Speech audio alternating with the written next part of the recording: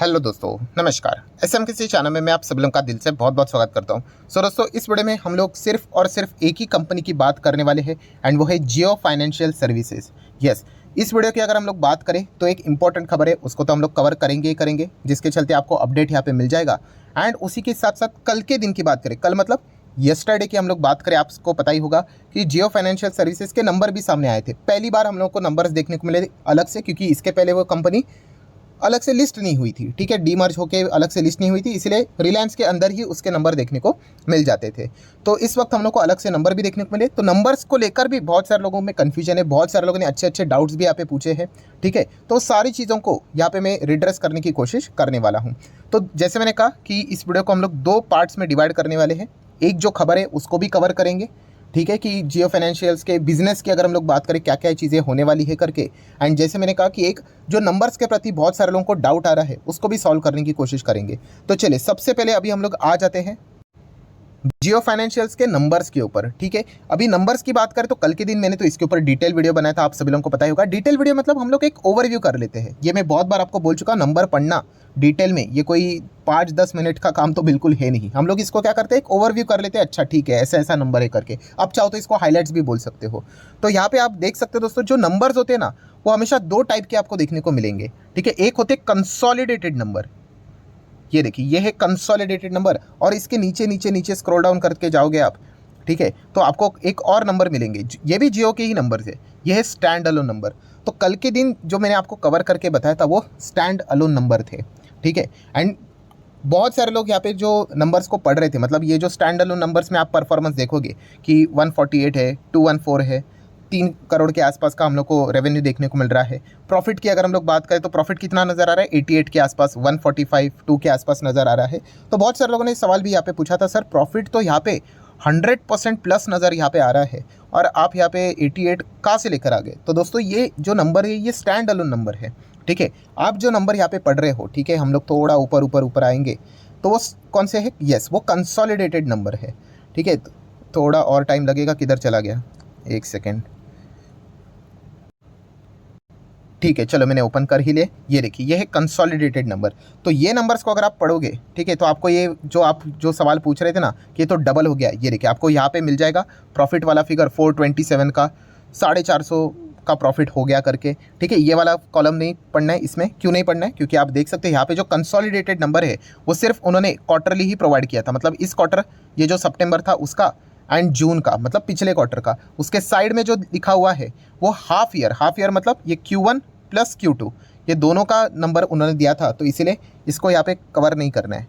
मतलब आप पढ़ सकते हो, बट हम लोग जो कंपैरिजन करते हैं वो हमेशा क्वार्टर ऑन क्वार्टर के हिसाब से करते हैं। स्टैंड अलोन में आपको वो कंपैरिजन मिल जाएगा। ठीक है, तो जो ये सवाल यहाँ पे पूछ रहे थे कि सर कंसोलिडेटेड पढ़ने का कि स्टैंड अलोन पढ़ने का, तो दोस्तों वो ना company to company and performance, मतलब जैसा होता है ना उस हिसाब से वो डिपेंड करता है।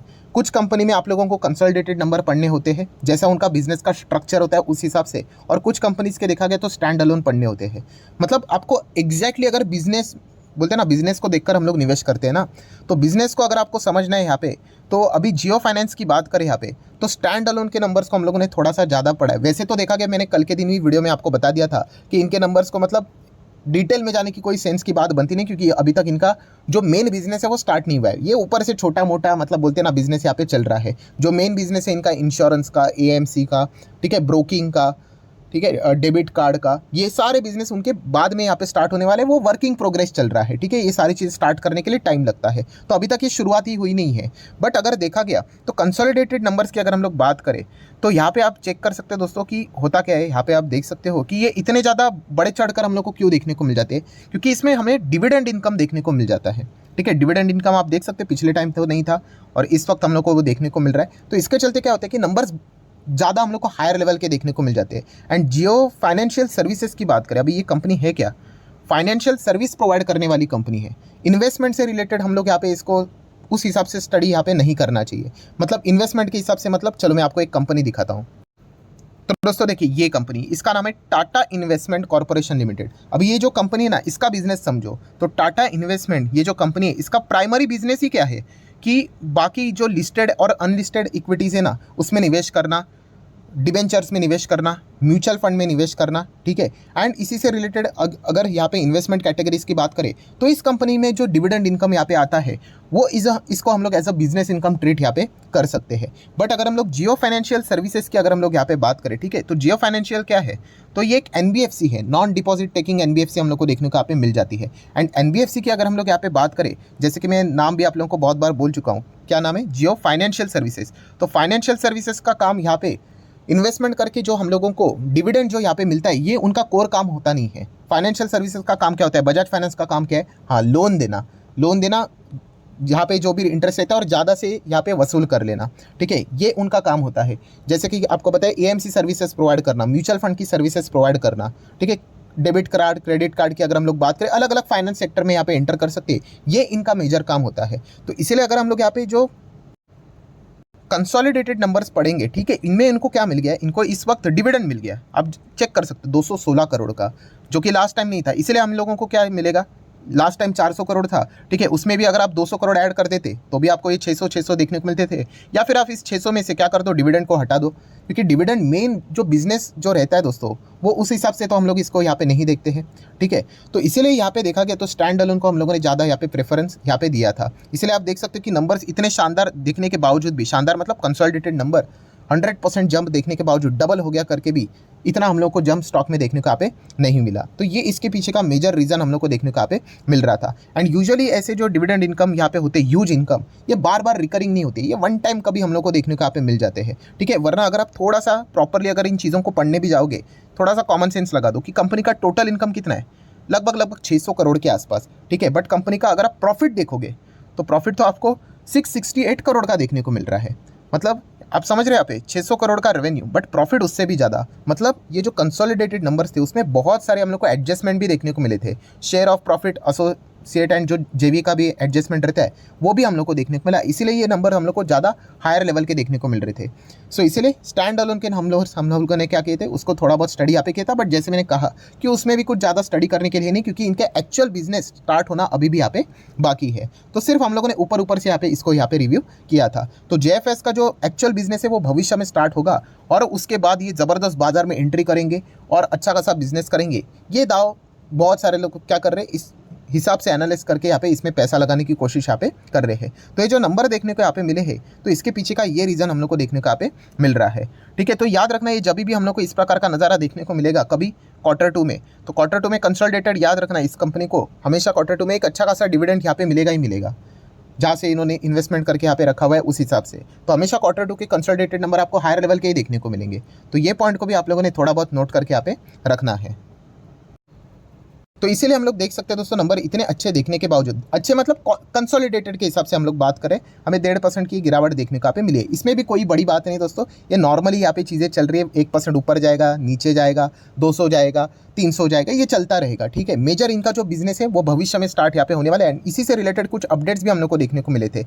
जैसे कि अगर हम लोग बात करें तो कुछ लेंडिंग से रिलेटेड, इंश्योरेंस से रिलेटेड, पेमेंट बिजनेसेस से रिलेटेड कुछ अपडेट्स देखने को यहाँ पे मिले। जैसे कि अगर मैं बात करूँ कि कंपनी के कुछ हम लोग को डिफरेंट ब्रांचेस देखने को मिलने वाले, जिसमें आप लोगों को 4 एग्जिस्टिंग बिजनेस देखने को मिलेंगे, जिसमें आपको जियो फाइनेंस लिमिटेड देखने को मिलेगा, जियो का इंश्योरेंस ब्रोकिंग लिमिटेड का बिजनेस देखने को मिलेगा, जियो का पेमेंट बैंक का बिजनेस देखने को मिलेगा एंड पेमेंट सोल्यूशन का भी बिजनेस हम लोग को देखने को यहाँ पे मिलने वाला है।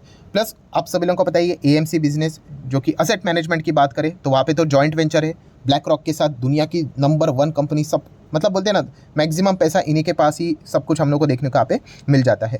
प्लस उसी के साथ साथ अगर हम लोग यहाँ पे बात करें तो कंपनी यहाँ पे कौन सा अप्रोच यहाँ पे अडॉप्ट करने वाली है, D2C की अगर हम लोग यहाँ पे बात करें तो मतलब डायरेक्ट टू कस्टमर, ये अप्रोच यहाँ पे अडॉप्ट यहाँ पे करने वाली है। एंड इसी चीज़ के चलते वो यहाँ पे नए जो सेगमेंट रहते हैं, लेंडिंग, इंश्योरेंस, ब्रोकिंग, पेमेंट, इसमें यहाँ पे वो क्या करने वाली, एंट्री यहाँ पे करने वाली। ये सारी प्लानिंग उन्होंने फिलहाल तो बोल के रखी हुई है, जो कि ऑलरेडी हम लोग को पता भी है। जिस प्रकार से वो पार्टनर्स ढूंढ रहे हैं, अभी ब्लैक रॉक के साथ अगर कोई जाएगा तो म्यूचुअल फंड का ही बिजनेस करेगा ना, तो ये कॉमन सेंस वाली बात होती है। हाँ, हर कोई इंतजार एक ही चीज़ का कर रहा है कि थोड़ा सा ऑफिशियली डेट कब आएगा, उसका थोड़ा बहुत इंतजार यहाँ पे चल रहा है। देन देखा गया तो कंपनी ने कुछ और भी अपडेट्स दिए, जैसे कि पर्सनल लोन यहाँ पे वो प्रोवाइड करेंगे किनको, जो सैलरीड है, प्लस उसी के साथ साथ सेम एम्प्लॉयड इंडिविजुअल्स जो रहते हैं, ठीक है, उनको भी यहाँ पे वो माई जियो ऐप के थ्रू क्या करने वाले, लोन प्रोवाइड करने की कोशिश यहाँ पे करने वाले हैं। प्लस उसी के साथ साथ अगर हम लोग बात करें तो कंज्यूमर ड्यूरेबल्स जो लोन रहते हैं वो भी हम लोग को देखने को यहाँ पे मिल रहे हैं। देन अगर हम लोग यहाँ पे थोड़ा सा और आगे अगर जाएंगे तो कंपनी और कहाँ पे फाइनेंस से रिलेटेड चीज़ें आगे जाते हुए देखने को मिलेगी। तो ऑटो लोन की बात करें, होम लोन की बात करें, ठीक है, लोन अगेंस्ट शेयर की अगर हम लोग बात करें तो इन सब में यहाँ पे हम कह सकते हैं वर्किंग प्रोग्रेस, ये सारी चीज़ें हम लोगों को पाइपलाइन में देखने को यहाँ पे मिल रही है। मर्चेंट लोन की भी बात करें तो ये फिलहाल तो जियो फाइनेंशियल सर्विसेज इससे रिलेटेड प्लान यहाँ पे कर रहा है।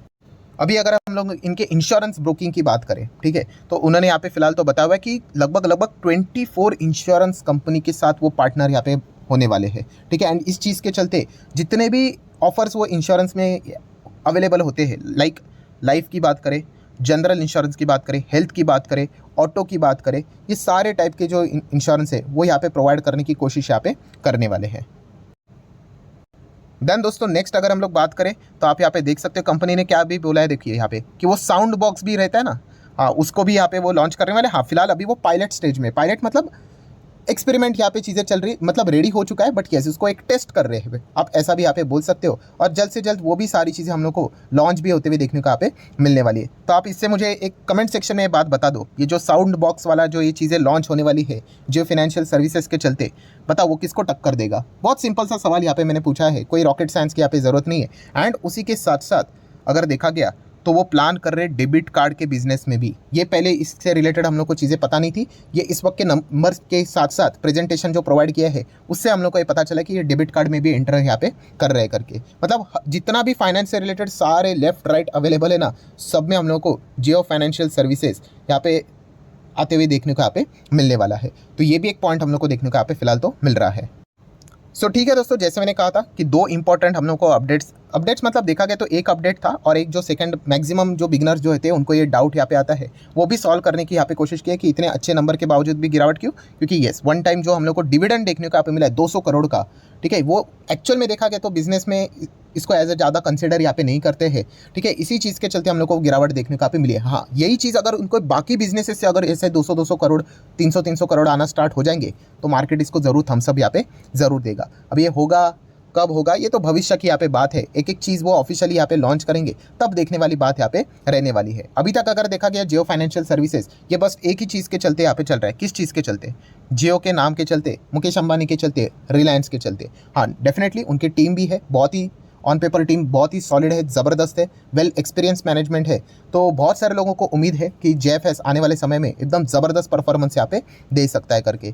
सो आशा करता हूँ दोस्तों वीडियो हेल्पफुल लगा होगा, आपके डाउट्स भी क्लियर होंगे एंड जो नई खबरें भी जो सामने आई है जेएफएस से रिलेटेड वो भी मैं आप लोगों के सामने यहाँ पे रखी हुई है। तो आप चाहो तो इस वीडियो को लाइक एंड शेयर भी कर सकते हो। So that's it, thank you very much दोस्तों, we will be meeting our next video, तब तक के लिए बाय बाय।